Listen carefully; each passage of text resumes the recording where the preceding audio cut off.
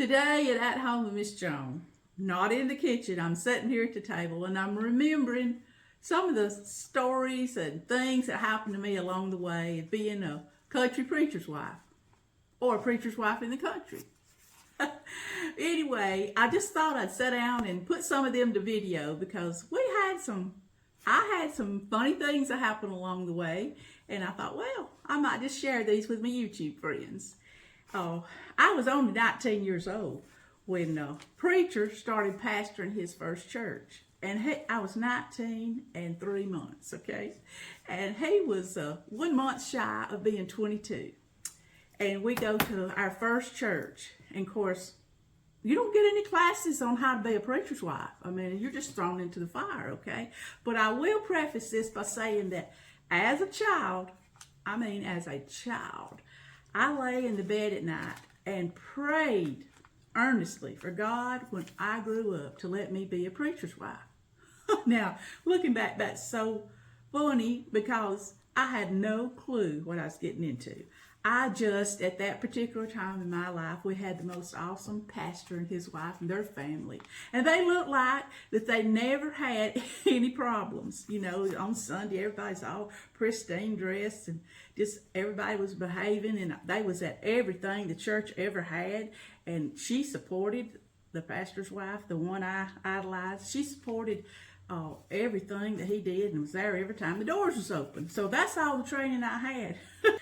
But anyway, I can remember starting out and being scared to death because, like I said, I'm 19 and it's during the day, and the ladies has always been used to having what they call a daytime visitation, ladies visitation, where you go and you visit the sick and the shut in and go invite people to church and things like that. So they said that day, they said, we're going to go see, I'll just call him Mr. Bill Jones. I don't want to call somebody's real name, but we're going to go see Mr. Bill Jones. He's dying with cancer, and we're going to go see him. Well, I was scared to death, okay, but I knew that I needed to go, so here we went. And we got up there, and he was bedridden. I mean, he was very, very seriously sick. Ladies, they already knew him. See, I didn't know him. And they were saying, well, Mr. Bill said, we've all come to visit you and going to have prayer with you, and said, first we're going to introduce everybody. And that's one of the first things I learned as a preacher's wife. You don't get called by your name, okay? I'm Miss Joan. Or just Joan. So the lady that was introducing everybody, she started out and going around the room, she said, well, you already know Flora, you already know Bobby, and you already know Julie and Judy, and everybody had a name, you know. You already know Betty and blah, blah, blah. Got around to me and said, oh, and this is our preacher's wife. No name, just this is our preacher's wife. And I kind of grinned at him. Now, keep in mind, this man is on his last few breaths, okay? He raised up in the bed, and he kind of shook his head, and he looked at me, and he said, who's the preacher's wife? Who? That fat girl? Well, I just kind of like that.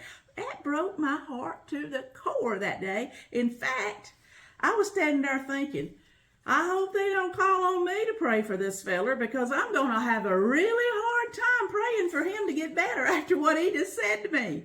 But anyway, that's when I first come in contact with some of the things that the church family, that's what they're called, people in the church, a church family, will say to you. Now, I know he didn't mean that, but he was just saying, which one is it? Because he probably couldn't see good. Who? That fat girl? Well, of course, that fat girl was the pastor's wife. So that was my first experience with going on visitation with the church ladies. Needless to say, a few other times when they said it was time to go, I was puny or whatever, or just couldn't go. But I finally got my nerve up and tackled it again with them. But anyway, it's sweet memories when you look back to it. At this particular church, they had old-fashioned day. And you would dress in your bonnets, like on a particular, say, the fourth Sunday in October was going to be old-fashioned day. The men would wear overalls and white shirts or flannel shirts, and then the ladies would have the long dresses and wear the bonnets almost like they dress maybe in Little House on the Prairie or something like that. That was called Old Fashioned Day. And I don't know, we would sing old time songs that day during the service. And of course, preacher, he preached in his overalls. And it was a fun day. All the whole congregation dressed in their old fashioned and their bonnets. And of course, I sewed me an outfit and it turned out right pretty. And I matched it to preacher's shirt, and we was probably the most well-dressed couple there. But anyway, it was fun. And now I was thinking about that today. If we were to have old-fashioned day, I guess y'all would say, dress like you're in the 90s, because we're going to have old-fashioned day. That's all I could think of. I don't call that old-fashioned, but a lot of people do. Well, anyway, there was another thing we did at our first church, and they'd have it all around different churches. I don't know if they still have that anymore, but we hadn't been to one years and years. It's called a watch night service. And on New Year's Eve, you would go to church, and oh my goodness, it started about 5 or 6 o'clock in the evening. I don't know why we didn't wait and start about 10 o'clock that night, but we didn't now. We started about 6 o'clock, I guess, and they'd have supper. You go into the sanctuary and sing, they have a preacher. Sing, they have a preacher. Sing, they have a preacher. And you did that all the way to midnight. And then I guess the premise of it was we were supposed to be singing and preaching in the new year. And so they had them a lot back years ago.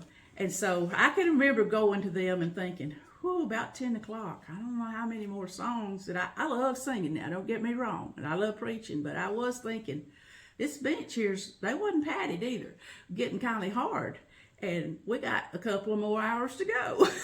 But we made it. And looking back on it, it was a lot of memories, seen a lot of people, and a lot of good people showed up for those things too, called the Watch Night Service. If you have a Watch Night Service, comment down below in the comments, or if you still have the old-fashioned day services, let me know. Here's another thing I learned about being the preacher's wife too. You are expected to teach whether you have anything to teach or not. Okay, here you go. I'm 19. And they decided that I needed to teach we called them the intermediates back then. They was what they called the beginning of the young people's class, the intermediates. I don't know what they're called nowadays because they're divided off differently. But anyway, I got put in there with them. And this past week, I was at a funeral of one of the ladies from that church and saw one of the students that used to be in my class. I said, Dennis, how old are you now? He said, well, Miss Joan, I'm 62. I said, well, Dennis, I'm 67. I said, I wasn't but 5 years older than you when I was your teacher in the intermediates. And we just laughed about it because he saw me as such the old woman, you know, because I was the preacher's wife. And of course I put on the roll and here we went. And we had some good classes in there, and I had some really good students, and they turned out, when I run up on them at different places, turned out to be really good Christian people. But it was funny to me to realize, hey, I was in that class and I wasn't much older than the students. But anyway, I want to say something else too that I've learned along the way is you get judged a lot about your appearance as the preacher's wife. Now, I know this for a fact, okay? What I've learned is that the church members will give you their opinion, let me just say, without you asking for it, on your what you're wearing or how your hair looks. As for me, it's been mostly my hair. I'm telling you what's the truth. There's some ladies, it didn't matter if I cut it off short, they'd have something to say about it. If it was growing out long, then I looked like a haint. And I have had some comments over the year about my hair. But I can remember one particular Sunday, I'm sitting there and really I'm trying to zero in on what the preacher is saying and hear the sermon, how my life needs to change and be convicted from it. And when church was let over, she come up to me and she said, I sat behind you today. I could not even pay attention to what he was saying because your hairline is not cut straight. Who in the world is your beautician? Now, going to say, she was a previous beautician. I didn't know that back then, but she said, your hairline is nowhere near straight. It needs to be straightened bad before you get out in public anymore. And I just graciously said, well, thank you. I'll see if I can notice that, or, like that. Laughed it off. But, it's like, well, I thought I looked pretty good. I had a new haircut, but I found out that it wasn't cut straight in the back, according to her. Oh yeah, I wanted to tell you, I seen them two hair ladies. I standing in line, long line at the funeral home, and here they come out and they come running up to me. This is after we retired, you know, and I was letting all the color go off my hair because I used to color it every 5 weeks. Anyway, they run up to me and started saying something about my hair and me letting it grow longer and the color going off of it. And I said, now hold on a minute, ladies.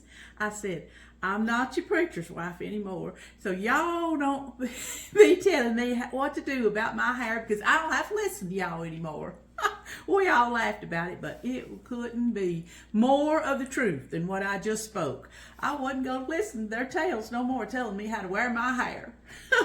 But anyway, I guess on my appearance, I laugh at it now, but one of my all-time big things that a lady said to me, preacher and I, at the second church we was at, it grew pretty big, and it had 2 big front doors at the front, and we loved talking to the people, welcoming the visitors and shaking hands with everybody as they went out the door. So since we had them 2 doors, he would stand at one door and I'd stand at the other, because the new church, it had 2 doors that they come out to the foyer, and then they go out these double doors. So we had 2 rows, in other words, coming out. He's shaking hands with one, I'm shaking hands with the other. So busy too, because you can't spend a whole lot of time with them. People's wanting to get out the door. So I'm just shaking hands away and enjoying talking. One lady come up to me, God love her. She said, Miss Joan, I want to tell you something. You would look a whole lot better if you would pull them boobs up where they're supposed to be and shave off your mustache. Well, I mean, people behind her in line, they heard it too. And of course, I had to have a chuckle. Yeah, Miss Joan, you look a whole lot better if you'd pull them boobs up where they're supposed to be and shave off that mustache. Did you know? I didn't even know I had a mustache. But I went home and I got my magnifying mirror and I started looking from the side, looking up and down and everywhere, and realized I've got one, and Lord have mercy, it was what I call light looking colors that your skin to me naturally grows. But anyway, she made me paranoid from that day forward. Well, to add to the story, we was having what we called Wednesday night suppers. She was there, and I got over the comments, whatever, and she said we was both wound up in the pretty big bathroom in the bathroom at the same time. And she said, look, Miss Joan, and she upped her blouse and showed me the kind of bra that she thought that I ought to buy. She said, look at this one. It's got the wire under it, and said, it holds you up. Look how good it holds me up. Well, I'm going, okay, thank you. I'll see if I can't look them up next time I go down.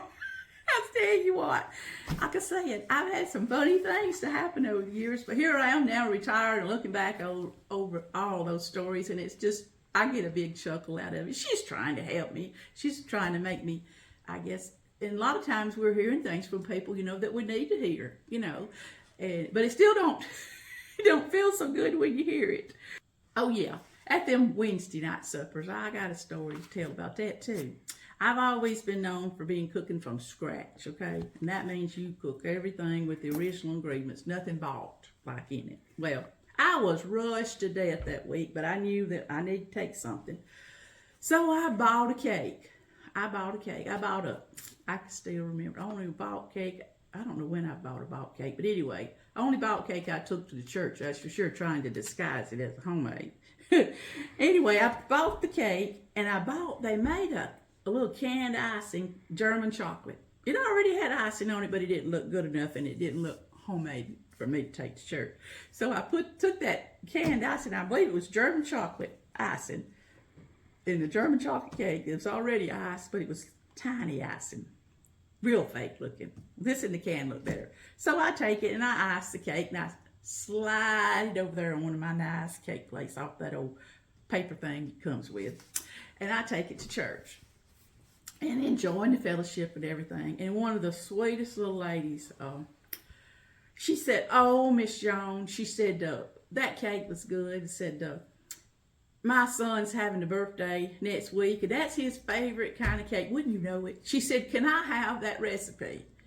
Well, I was nearly speechless there for a minute, and I said, why, sure, I'll get that recipe to you. I didn't have, and anyway, I thought, what in the world am I going to do? Well, I stayed awake all night long thinking about me telling her I'd get her the recipe. And so, now this little lady, I'm going to say her right name, okay? It was Miss Amy. And she's one of the ladies that you just don't lie to Miss Amy. You know, she lives at the foot of the altar, one of the most dedicated ladies to the Lord I've ever seen. She was preacher's secretary for many, many years. Everybody loved Miss Amy. And here I was telling her I would get her the recipe for my homemade German chocolate cake. I know I could have looked into cookbooks and got one and give it to her and out of Mama's stuff and everything, but I didn't. I humbled down and I told her, I said, Miss Amy, you caught me. I called her the next morning. I said, Miss Amy, you caught me. I've got to confess. I bought that cake and told her about sliding it over and what a crazy week I'd had. But you talk about humbling, to think of all the people in the world want to know my recipe was the sweetest lady ever, and that was Miss Amy. Anyway, she took a little chuckle about it. She said, well, that's okay. I think she knowed. My goodness, she went to the grocery store. She probably seen that cake and know that I put a different icing on it. But anyway, hadn't done that since in all my 41 years of being a pastor's wife. I've done a lot of cooking here at the house, though, and fed a lot of evangelists. Oh, well, this is a nice dining room table the preacher bought me. But when I started entertaining, I never let not having a nice table keep me from having company. What was it that we used? Air hockey table.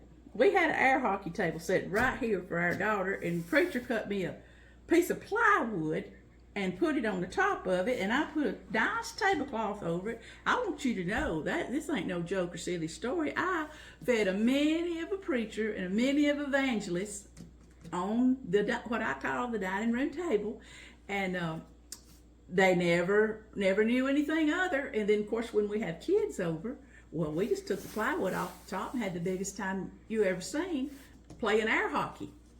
I even used it to when she'd have spend the night parties with a bunch of girls. One would sleep up here, one would sleep under it because they're sleeping everywhere. But anyway, we just had a lot of good times over the years. But I was going to tell you about cooking for evangelists. We had one evangelist. He didn't want his food to touch. Like, everything had to be in separate little bowls. So that's how I got all my pretty little clear bowls that I've got now. I got a whole set of 12. Because I bought them back then when we was having that evangelist. We had him more than once. And he didn't want his food to touch. I didn't have nothing to put all his different corn, beans, slaw, and all that in. So preacher, anytime we was entertaining somebody, oh boy, preacher let me buy just whatever I needed to put on that dinner, you know. And so, of course, I always needed something. I can remember one time we was getting a new music director, and we was flying him in from somewhere, and I was just cooking the biggest get up you've ever seen, and I didn't have enough room in my refrigerator to store all the food we was going to feed him over the weekend.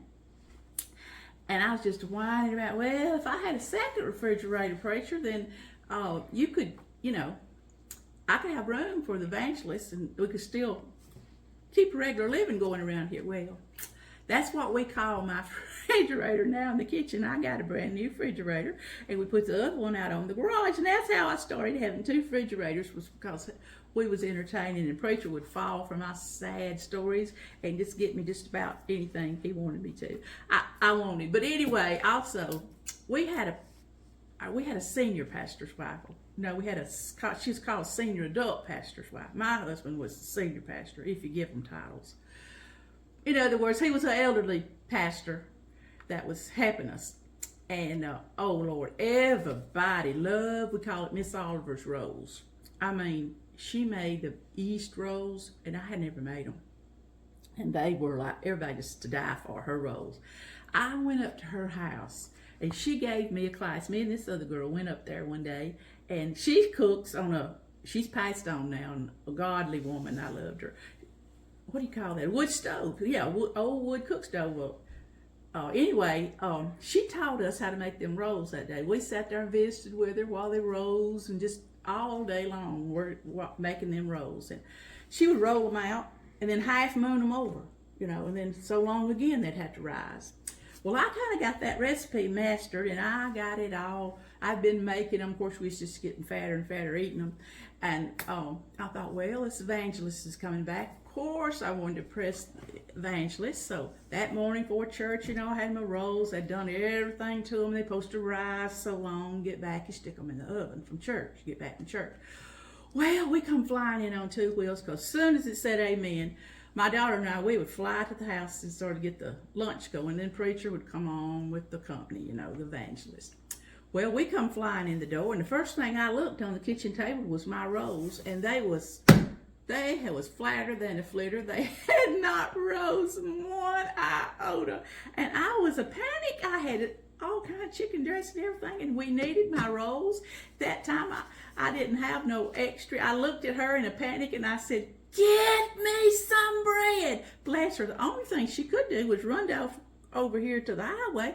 Jack's was open, and she got a box of biscuits, and that's what we served the evangelist. We never said a word. He never knew that Miss Joan was going to impress him. Now, preacher wondered what happened to the yeast rolls that we was going to have, but he didn't say nothing either, because he knew his life was going to be miserable if he embarrassed me in front of the evangelist.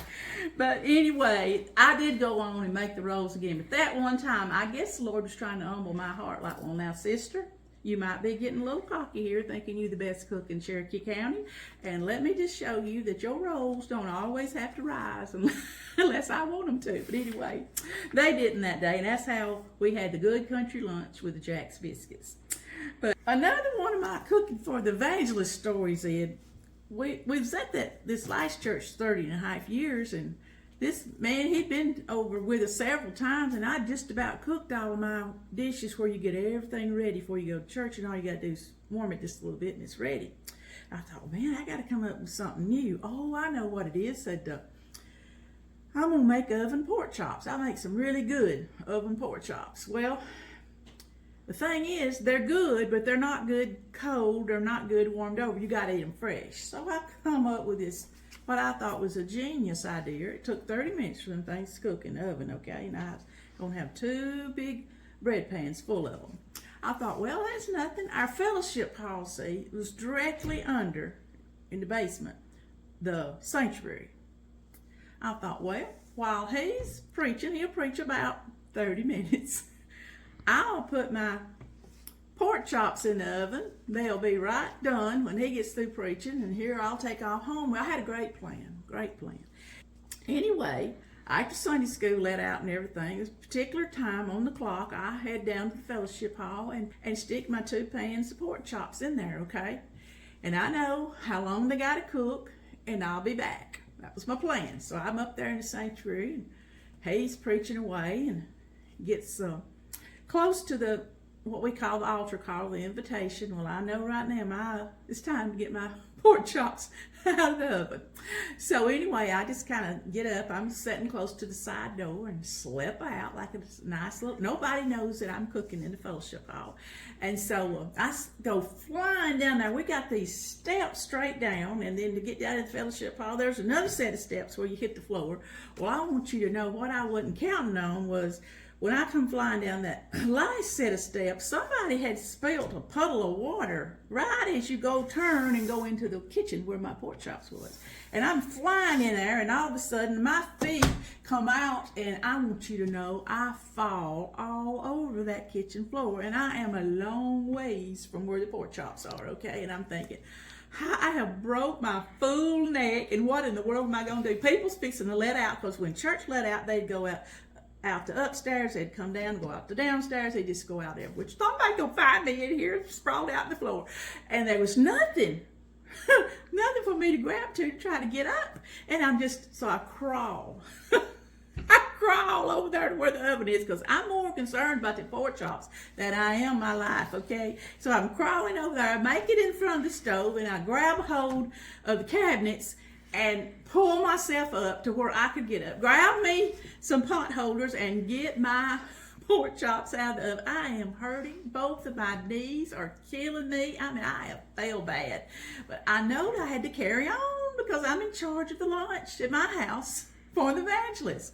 So anyway, that happened at the time when my helper was in college. And anyway, I didn't have no helper helping me that day. I get to the car and I get home and I get to have the lunch. But I'm telling you what, I hurt bad all during that lunch. And I was grinning and trying to be happy. And I just couldn't wait for the day. Because they'd stay with us all afternoon long, you see, when it was a revival type situation. Go back to church that night. So I had to entertain all day long with me. I was hurting from head to toe. And I was sore for days. But I want you to know, I put on a spread. And then pork chops turned out good. Now, granted, I should have been up there listening to the whole sermon, hearing the full invitation, and probably serving something different. But I wanted to serve him something different that day, and that was fresh, hot pork chops, not none we had to warm over on the stove after we got home from church. Lord, I tell you, I could go on and on about some of my silly things that I've got into.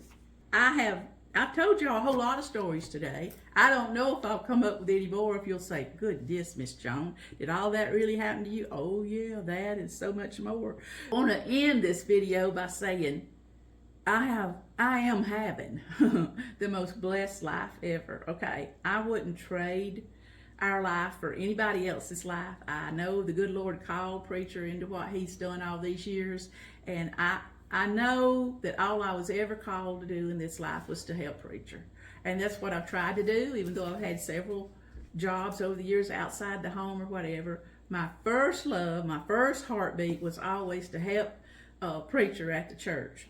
And after so many years, the church called me to be the children's director of children's ministry. I had a lot of stories to tell about that too, but I won't go into that today. But if you want to hear any more of the musings or of a country preacher's wife, you can let me know. And if you are a preacher's wife listening to this, you got some funny stories you want to share with me, I'd love to hear them, girl, because I know you got some. Now, I don't want to scare any of you girls from marrying a minister, because I have had the most blessed life being married to preacher and all the things that we've enjoyed and things that we've been through.